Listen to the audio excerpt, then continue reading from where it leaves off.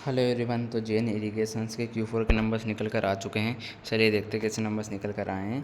साथ ही में हम इस वीडियो में इसका चार्ट एनालिसिस भी करने वाले थे। वीडियो को एंड तक देखिएगा। देखिए अब रिजल्ट आए, रिजल्ट के बाद मैनेजमेंट का गाइडेंस थोड़ी देर में निकल कर आएगा। तो जैसे मैनेजमेंट का गाइडेंस निकल के आएगा मैं आपको सबसे पहले अपडेट कर दूँगा। उसके लिए सब्सक्राइब कर रखिएगा ताकि जैसे अपडेट आए सबसे पहले आपको पता चल सके। चलिए देखते हैं कैसे नंबर्स निकल कर आए हैं। डिविडेंड नहीं दिया गया है कंपनी के द्वारा। हम आते हैं इसके कंसोलिडेटेड रिजल्ट पर। अब सीधा देखते हैं कैसे नंबर्स हमें देखने को कंसोलिडेटेड बेसिस पर देखने को मिल रहे हैं। चलिए ये रहे रिज़ल्ट। सारे फिगर्स लैक्स में दे रखे तो मैं आपको करोड़ों में कन्वर्ट कर कर बताऊंगा। तो देखिए लास्ट ईयर जो कंपनी का रेवेन्यू हमें देखने को मिल रहा था, तो मैं आपको सिर्फ रेवेन्यू फ्रॉम ऑपरेशन बता रहा हूँ, ना कि टोटल इनकम। तो जो लास्ट ईयर हमें कंपनी का रेवेन्यू फ्रॉम ऑपरेशंस देखने को मिला था वो था 1726 करोड़, और इस बार जो आए हैं 1748 करोड़। मतलब एक रेवेन्यू में एक अच्छी खासी ग्रोथ कंपनी के देखने को मिल रही है हमें। एक हल्की सी ग्रोथ हम कह सकते हैं ईयर ऑन ईयर, लेकिन क्वार्टर ऑन क्वार्टर 1360 करोड़ के रेवेन्यू से एक अच्छी खासी बढ़त होते हुए देखने को मिल रही है। और 1748 करोड़ मतलब एक क्वार्टर ऑन क्वार्टर एक हमें सिग्निफिकेंट रेवेन्यू ग्रोथ कंपनी के देखने को मिल रही है। चलिए खर्चा पर आते हैं। लास्ट ईयर जो कंपनी के खर्चे थे वो थे 1681 crore, 1681 crore.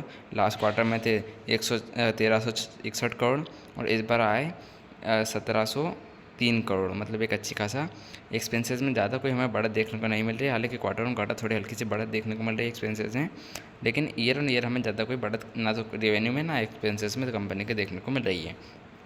Profit for the period पर हम आते हैं। देखिए profit for the period last year company को घाटा था। जी हाँ, लास्ट ईयर कंपनी को 10 करोड़ का लॉस था।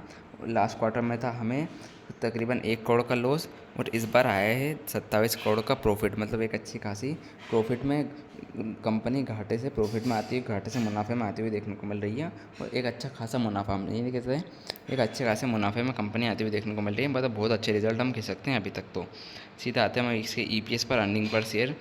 EPS जो कंपनी की लास्ट ईयर थी वो थी नेगेटिव EPS 0.14 पैसे नेगेटिव EPS थी, और इस बार आया 0.42। मतलब एक EPS में भी एक अच्छी खासी पॉजिटिवनेस हमें आती हुई देखने को मिल रही है। ओवरऑल रिजल्ट हम अच्छे कह सकते हैं। बाकी जो भी मैनेजमेंट का गाइडेंस निकल के आएगा मैं आपको सबसे पहले अपडेट करता हूँ, सब्सक्राइब कर लीजिएगा। चलिए चार्ट एनालिसिस कर लेते हैं। देखिए रिजल्ट के बाद एक हमें सडन स्पाइक आता हुआ देखने को मिल रहा है, और स्टॉक में 1-1.25% तक की तेज़ी हमें दिखाता हुआ देखने को मिल रहा है।